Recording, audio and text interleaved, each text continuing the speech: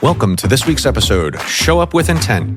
In this episode, Jeff and Erin are joined by Keith Weightman from Bullhorn to break down how leaders build a personal brand that actually creates opportunity without falling into polarizing posts, gimmicks, or algorithm chasing. For me, it's about consistency, because the only way that you're going to beat the algorithm is to be consistent. And sometimes it's going to hit and sometimes it's not. You can't time it. Highly Adaptive is a podcast where staffing and consulting leaders learn to outpace change. Hosted by Jeff Pelliccio and Erin MacKenzie, they'll cut through the noise to bring you practical moves you could use right now to grow, adapt, and lead. Personal branding hit mainstream when Tom Peters wrote about it first at Fast Company back in 1997. Think about that. Google didn't exist, LinkedIn was 6 years away, and social media, not even close to the monster as we know it. Fast forward to today, your digital footprint is often your first impression and sometimes your only impression. And while he might not admit it, Keith Weightman from Bullhorn has absolutely mastered the art of showing up with intent online. And he's here to share with us what that really means, not just for staffing professionals, but for all professionals and leaders today. I cannot wait to get all this unpacked. I love this. So for those of you that don't know, Keith is also a past coworker of mine, but Keith is Bullhorn's regional VP of national accounts. He's one of truly the staffing industry's most authentic voices, especially online. And he's really built a reputation for transforming sales teams and helping professionals win. And it's not just through gimmicks, it's really through genuine strategic presence. Before we actually dive in, I want to bring something up that I don't think many of our audiences will know, and it's a personal question. And I got to ask if it's true. Did you really meet your wife on MySpace? It is true. I did. And it's always what I use when we do like two truths and a lie. And no, everybody thinks it's a lie, but it shows my age a little bit. But yes, it turned out my wife lived like 5 miles from me, but I actually met her on MySpace. The short version of the story is my roommate at the time was going on all these dates. We were in college, all these dates with girls. I'm like, how are you doing this? He's like, all right. She lives in Cumberland. In Cumberland, there's a lake called Deep Creek Lake. Why don't you say you and friends are thinking about doing a trip and see if she knows anything about it? So it started off as like, does she know anything about a specific area? And then we started talking back and forth. Then we met and the rest is history. We got 2 kids and happily married for 14 years. Okay, are these accounts still live? Like, does MySpace still exist for you guys? Like, do you have like a picture of your original MySpace accounts framed in your house now? We don't, but I actually tried to log in like a couple years ago.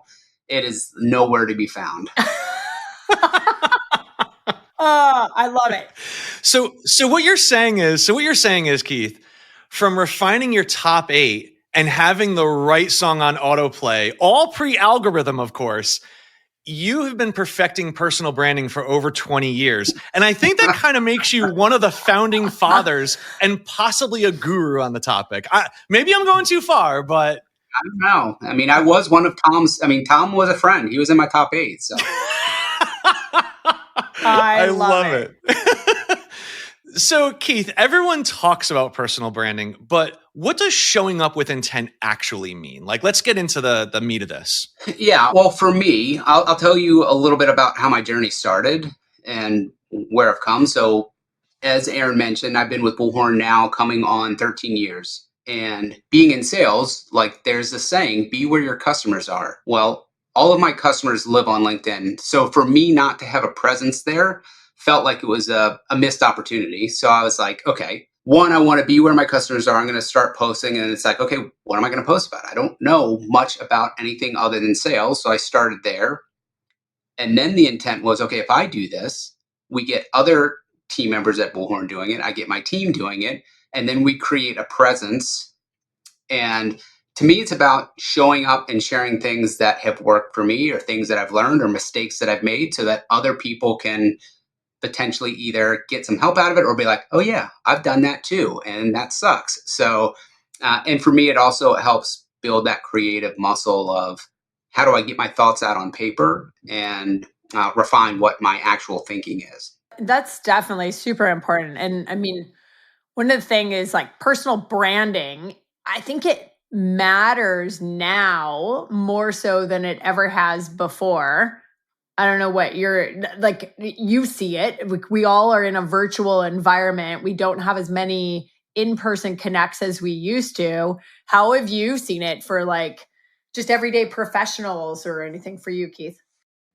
Well, I think it's really important now because of the job market is very, very tough. And you see it every single day of people like, oh, I've been applying to jobs for months and I'm not getting responses and I feel like I'm on a black hole. Like that's a very tough position to be in.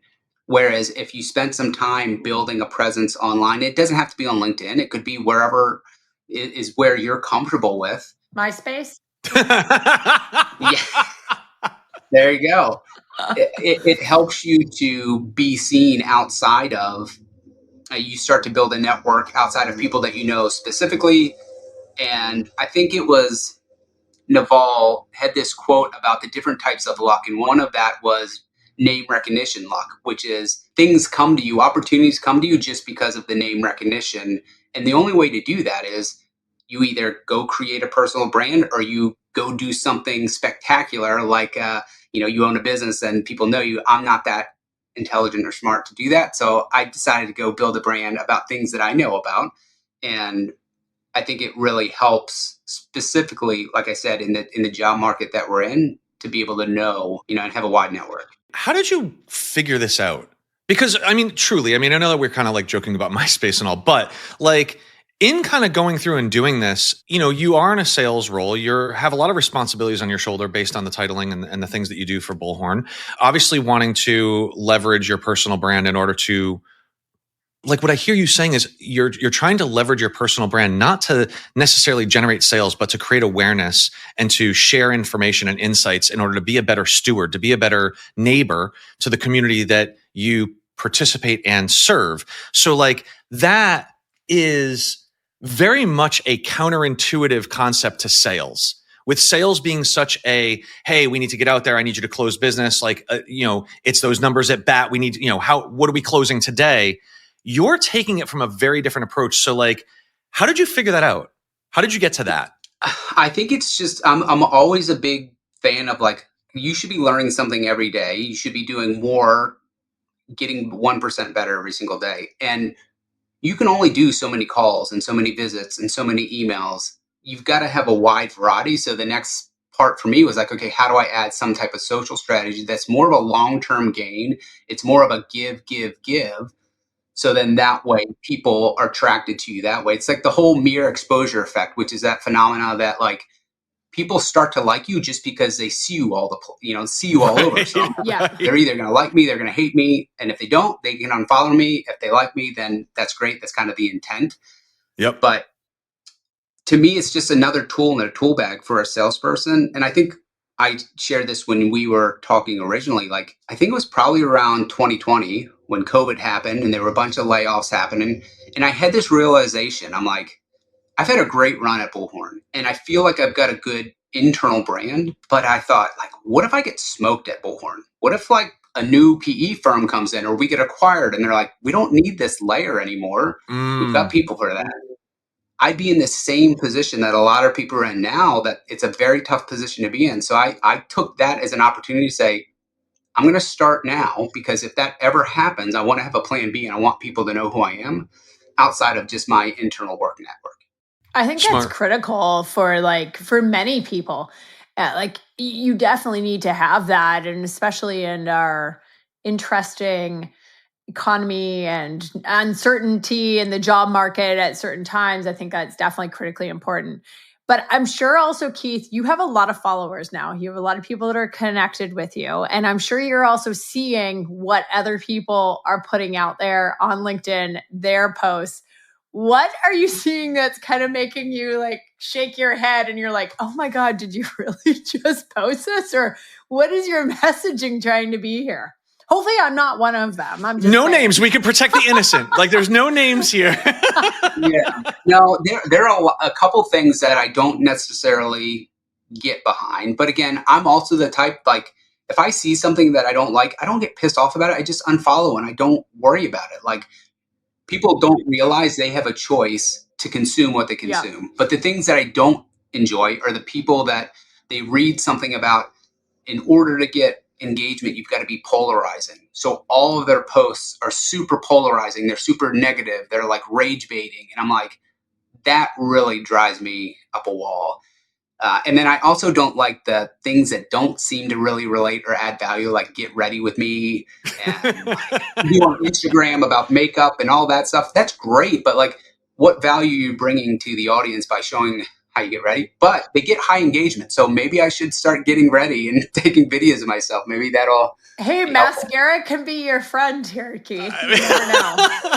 So you raise an amazing point here, right, Keith? And that is that you have an intent and you're playing in a world that has an algorithm that you're also trying to not manipulate, but let's say optimize.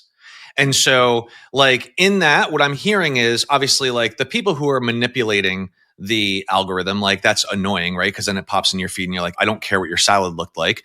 But to an extent, maybe there are things that we can learn here with regards to what we already do well on our own and how much time and attention that gets, like dwell time. I hate to use that term, but like how much time and attention does that get?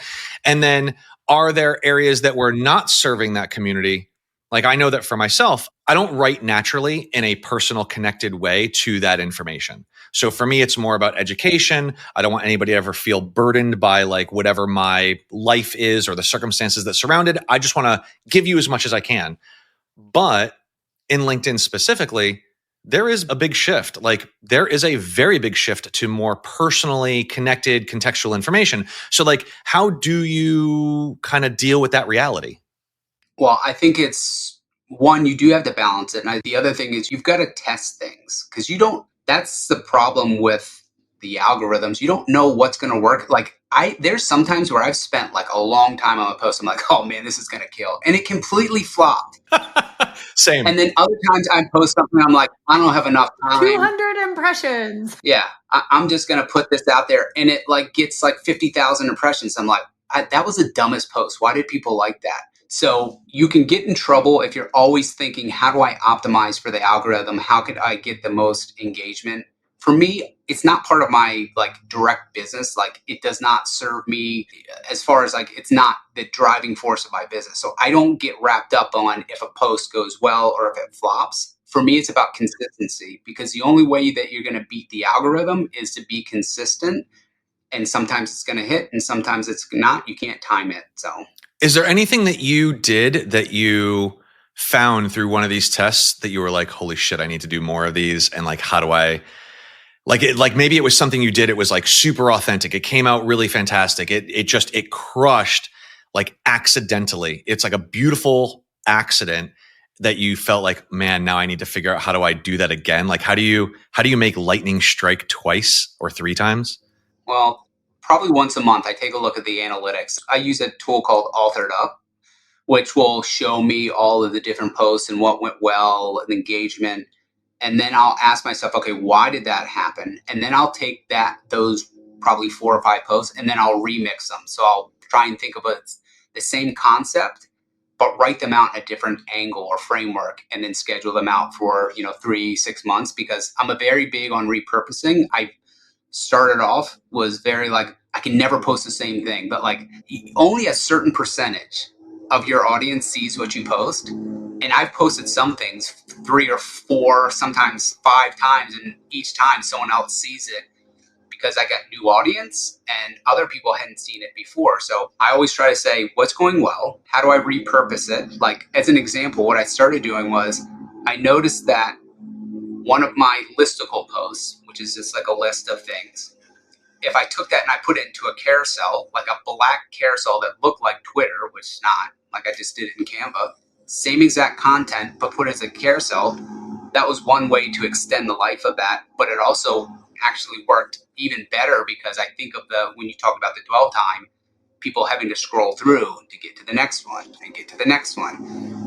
And for me, I've never been like a big into marketing, but that got me into thinking, okay, writing, like how do you leave a curiosity loop that makes them want to go to the next slide? Because a lot of that, when you talk about optimizing it, it's really is how do you want them to continue to keep reading? like, how do you keep them engaged? So part of that, I enjoy learning different techniques on how to try that. But again, it's just testing. You said like you will repost. I think that's something that not many people do, because I always think like, oh, I got to be authentic. I got to make sure I have something new information, get it out there. But to be able to actually repost and share the story, because it's something that we live by. I mean, we live by what we're speaking and what we're posting out there. I think that that can be incredibly important. One question I have for you, Keith, is like, have you found anything that has been a big thing about where people have provided feedback where it's like, man, that really made a lasting impression on me? Is it like quotes that you put out or your different like quick tools of, I know the one was like how to organize your inbox, which was awesome because you got a lot of feedback on that one when you sent out your notes the other day. Like, is there anything that's been a really critical, lasting impression you've seen or people can post when they're doing their own brand? Every once in a while, I'll get emails from people who are like, hey, that was super helpful. Like the email one was a big one. And then I have a weekly newsletter where I share, like, if I'm doing something that is helping me, I might as well just share it with someone else, because I typically learn these from other people. It's not like I come up with these myself. It's like I learn it, I adapt it to how I would use it, and then I share it, and they probably learn it, adapt it, and then, hopefully they share it as well.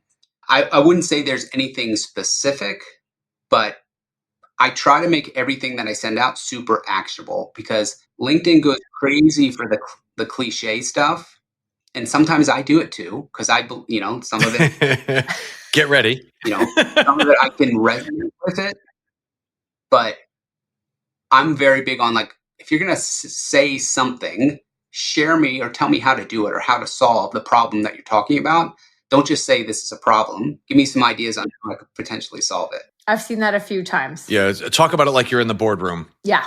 So let's go into sort of the good, the bad, and the ugly on this, right? Because there is positive that occurs with this. There is a bit of some ugly that can happen with this. And then there's some bad, right? So as I think about this, obviously exposure, all good, right? All these things are fantastic. Some of the bad could be maybe a contradiction of terms or brand elements, especially when you're trying to use your personal brand in coordination with a corporate brand. And some of the ugly is the time suck, right? Like we've got some things that are in there. So like, as you sort of think about sort of the good, bad, and ugly, like, what are some of the areas that people should consider if leaders or change makers are listening to this particular episode and they want to be mindful about coordinating these efforts of personal branding inside of an organization? Like you mentioned earlier, you rolled this into your team and had your team do that. So what provisions and guidelines did you put in place in order to manage this good, bad, and ugly? That's a deep question. For me, the biggest challenge is it takes a lot of time. But for me, I enjoy doing it. It's something that I do on Saturdays and Sundays, early in the morning. That's where I do my writing. I schedule everything out, so I'm not sitting at a computer writing something every day. A lot of people are like, I don't have time to do that. I'm like, I batch all this stuff. I do it 2 days a week, and I just batch all this content in those couple of hours. I schedule it out, and then I just showed you how you could take one post and you could repurpose it multiple different ways, so you can really iterate that way. But you have to enjoy doing it. Like with anything, if you don't enjoy doing it, you're not gonna stick with it. You're not gonna be consistent. For me, being in sales, I'm a big believer that creativity is a big differentiator in sales. And creativity is not something that you're born with. People are like, oh, well, you're a musician or you did art growing up. It's like, yeah, but that's a learned skill. That's something that you practice. And so writing, I do a lot of drawing. I still play music every once in a while because I think that helps build a creative muscle, so that when you're in front of a customer trying to solve a problem or you're negotiating a big deal, like your brain's already used to taking problems from different angles and thinking things of different ways and seeing patterns.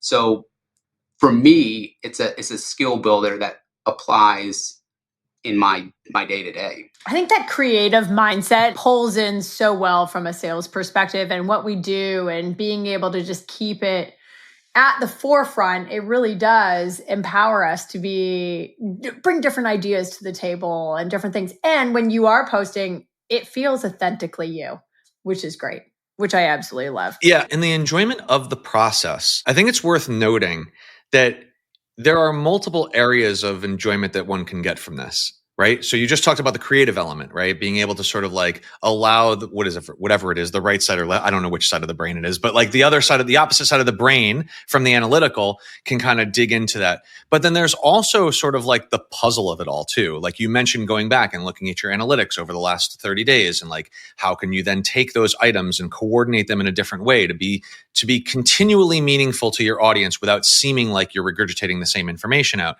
So there is kind of like this dance, this relationship, this symbiotic relationship between both the creative aspects of it and the technical aspects of it, while also contributing. And I think this is certainly worth noting because I feel like, this could become very one-sided very quickly, but it is contributing to the benefit of the organization that the individual is at, while simultaneously contributing to the benefit of the individual as well. So it almost is the one space where everyone kind of walks away winning, as opposed to it feeling one-sided. So I think, for all the apprehension that organizations may have, my people are going to spend all their time working on, a Facebook post. We have to get away from the tactile component of this and really focus a bit more on the long game of it. Yeah. There's not in my opinion, Gong, the company, does better at that than any.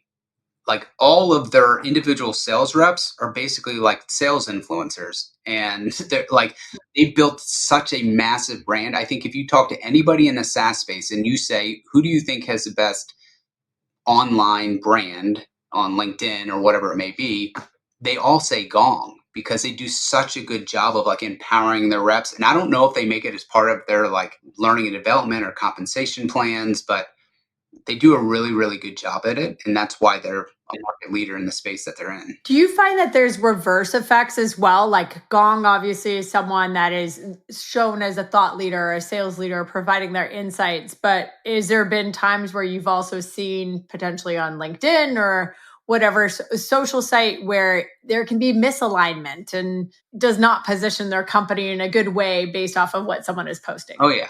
I mean, all the time you'll see something, you're like, oh, that doesn't, I don't know if I would have looked at that. Or back to what I had mentioned earlier, everything that they post is like super polarizing and they take this very aggressive stance, and they do it because it gets likes and it gets engagement.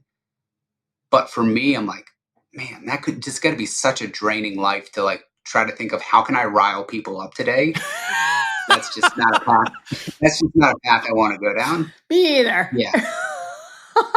I don't think and it's not you we've ever seen you ever do that, but I think there's been some that we have seen out there. I mean, look, stay authentic to who you are, right? Like, listen, if you are the person who's the pot stirrer, who's just going to piss everybody off, I suppose that's on brand, right? But then figure out a way to make it palatable to the community, because you could very well create a lot more friction than maybe you had anticipated. So, by the way, I absolutely love this conversation, if you can't tell. So in order to make this work, right, someone is listening right now thinking, I need to fix my LinkedIn presence. Where can I start? Like, what advice would you have for that individual who is kind of looking for those action items that they can pursue from this?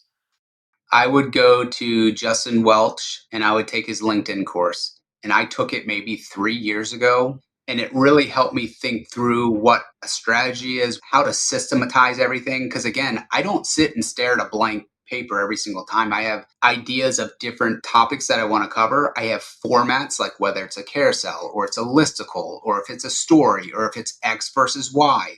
So I have all these frameworks that I just plug and play my own expertise and experience into to make it so much easier. Because there's no way you're going to be consistent without some type of system in place. Otherwise, if you're starting from scratch every single time, then it's a drag. To get that engine going. Okay, we're definitely going to have to make sure Justin Welch. So we're going to have to go to him as well. And authored up. Yeah, that will be great. Keith is dropping some knowledge nuggets. I love this. I also find, Keith, that like now more so than ever with like AI coming into the mix, we also run into this like where you can see someone's post and you're like, oh man, that was totally written by AI. Like Because I think AI is a super helpful tool when it comes to post writing and like getting your brand out there. And it's a great starting point. But how can somebody bring their authentic side of themselves, but also use AI in the mix? And I don't know if you use AI in yours or not. I use it all the time for like, help me look at this at a different angle, or here's what I'm trying to think about. How would you say it? I never copy and paste it, because even if I feed it all of my posts, all of my stuff, it's not exactly me. It gets pretty close. Yeah. So I always go back and be like, I would never say that. That sounds stupid. I'm not smart enough to know an M dash would go there. So I'm taking out an M dash because I don't, I wouldn't actually put that there. So I use it for ideation, but then I always make it my own on how it would actually speak. If I was speaking to you all, would I actually say that? Probably not. I would say it more simplified because I'm not as intelligent as AI. You went, my air quotes, foster the conversation to drive things forward. Agree. But hey, I mean, it definitely is a helpful starting point for people who don't know where to start. But like, always make it your own. Like, read it to yourself back in your head. Use your own voice to say it, and make it your own. No, I think that's so true. I think it's good for like getting past writer's block, right? Like when you have that moment where you're like, these are the things that I went over last week, right? Like I tend to use AI to try to help flesh out concepts as well, right? So you'll get into a certain point and you're like, yeah, here's where it is, or here's as far as I can take the concept. And then generally speaking, like putting it into an agent that you've done a little bit of prepping with, so that way it knows you a bit better, or knows what you're trying to do a bit better.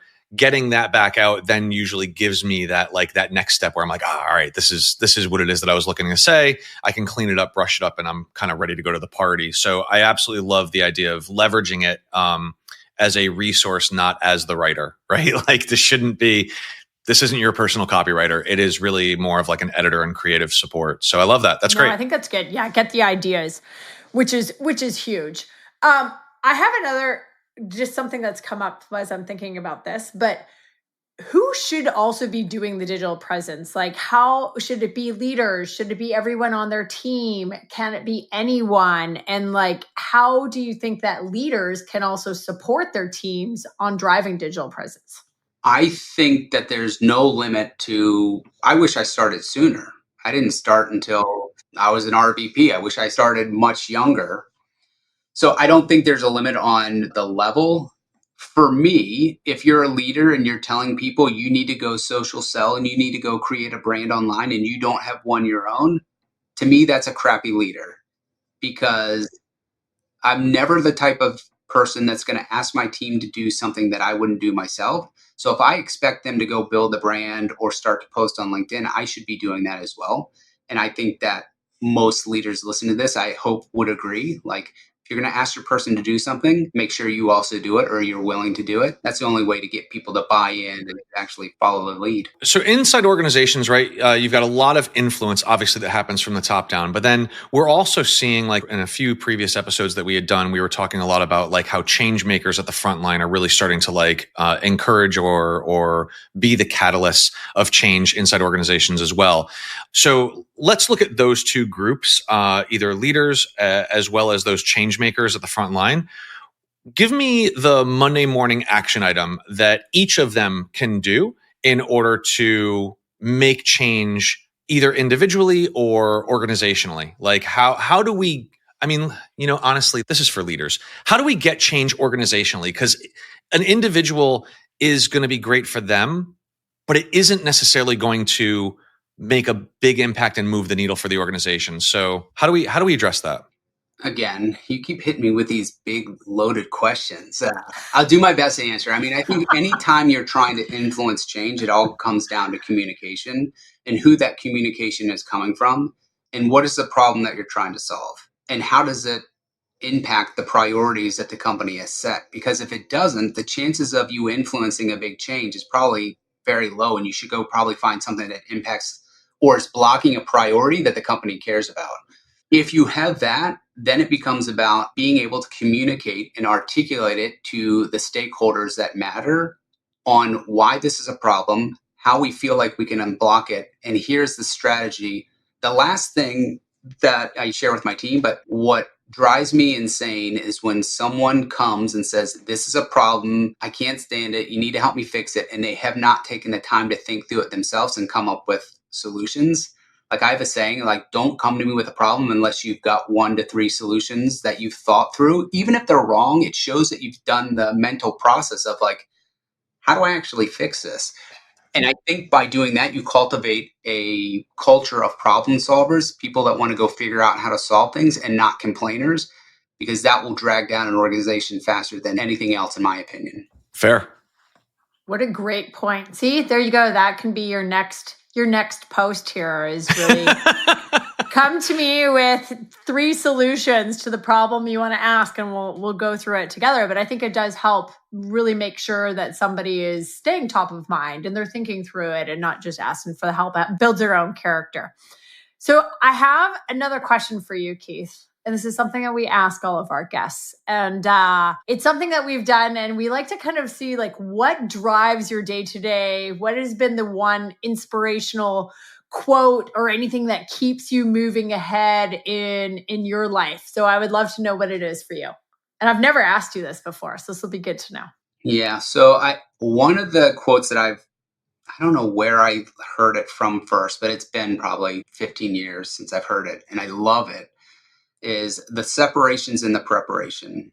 And my team, like if you ask anybody at Bullhorn, especially on the sales team, if you say that, they know it's something that I say all the time, because I'm a big believer that I heard this quote that preparation is an asymmetric investment, meaning that the downside is very limited, but the upside is like exponential. Like, so why wouldn't you take the time to prepare, especially when you're a role like sales? And it's very easy to sound like everybody else, and products now are very similar. How do you differentiate? To me, it's all about the preparation that you do prior to even the first conversation with a customer. So I try to live that myself of, okay, if I've got a meeting, like for this, I've got a whole list of notes that I took. And I know we're friends and I could probably do this off the cuff, but that's not me as a person. I feel like if you want to do well, you should prepare for the things that you're doing. And I'm what you would call, what the kids call a try hard. Like, I don't like losing at anything. Like, I want to be the best. And to be the best, you got to do a lot of work. And, I balance it with family life, but I like to work. That's what I like to do. So some people don't like to work and would rather be doing other things. Like, I get joy out of like learning new tools or learning new process or writing things on LinkedIn. I enjoy it. So find what you like and do more of it. I love it. Keith the try hard. So this is good. And you don't like to lose. So I'll remember not to play Scrabble or cribbage against you. So you don't lose against me. Just saying, Keith. I don't think I've ever played cribbage. That sounds like a 90-year-old's game. So that may be showing your age. We're on our way. Hey, it's so much fun. We're going to make this happen. At the next event, we'll bring cribbage. I don't even know how to play. I have no idea how to play this. God. Teach you both. This will be fun. I love it. It was always a family thing that we've always done. Well, Keith, we have had so much fun with you on here. And thank you so much for being part of Highly Adaptive and for like everything that you do for the community, the LinkedIn community, everyone within staffing, and totally love just you being here. And before we kind of end, where can people find you, or what upcoming events are you going to be at so we can get more insights and people can truly connect with you? Yeah, the best way to find me is on LinkedIn. It's just Keith Weightman, spelled like it sounds, like WEIGHTMAN. And for anybody in staffing, I do write a weekly newsletter called Staffing Signals, which is basically like a morning brew style. It's 3 signals with 3 strategies in under 3 minutes every single Monday at 10 a.m. And that's just staffingsignals.com. And because I like to draw, every article has like a drawing that I do just for fun, because it helps me practice as well. So you get a crappy drawing and some good signals, and Mondays at 10. The illustrations are great. I'll be honest. Like when I didn't even realize, I thought you were grabbing them from somewhere, but then I saw your notebook you showed me once and I was like, oh my God, like you're a pretty good artist. Like you get it. It's easily identifiable what it is that you're drawing. So I'm awful. I always tell people, don't ask me to make you something pretty. Like structure, I'm your guy. Pretty, Not so much. So no. So you'll never be on my Pictionary team is what you're saying, Jeff. Probably not. Probably not unless it's all stick figures. It's all stick figures. Listen, this has been amazing. If people want more advice from the source, they should definitely make time to connect with you, Keith. Thanks again so much for being here. This has truly been, I'm going to say, an insightful discussion about personal branding and showing up with intent. I want to thank everyone out there who's tuning in and listening. If there's any topics that you want to have us cover, please certainly drop a line and let us know. We hope everybody has a great rest of their week, and we will see you on the next episode. Thanks so much. Big thanks to Allied Insight, not just our sponsor, but an industry leader and preferred marketing partner to staffing and consulting businesses nationwide. If your firm is looking for expert-level support that goes beyond the logo, you know where to go, alliedinsight.com. If this episode helped you, share it with your friends and colleagues and subscribe to the show on Apple Podcasts and Spotify or wherever you listen to podcasts. While you're there, consider leaving us a review, and when you're ready for more industry insights, articles, case studies, and more, find it on allthingsstaffing.com. This episode was produced and edited by Allied Insight, and the music provided by Home Music Stock. Thanks for listening, and we'll see you next week.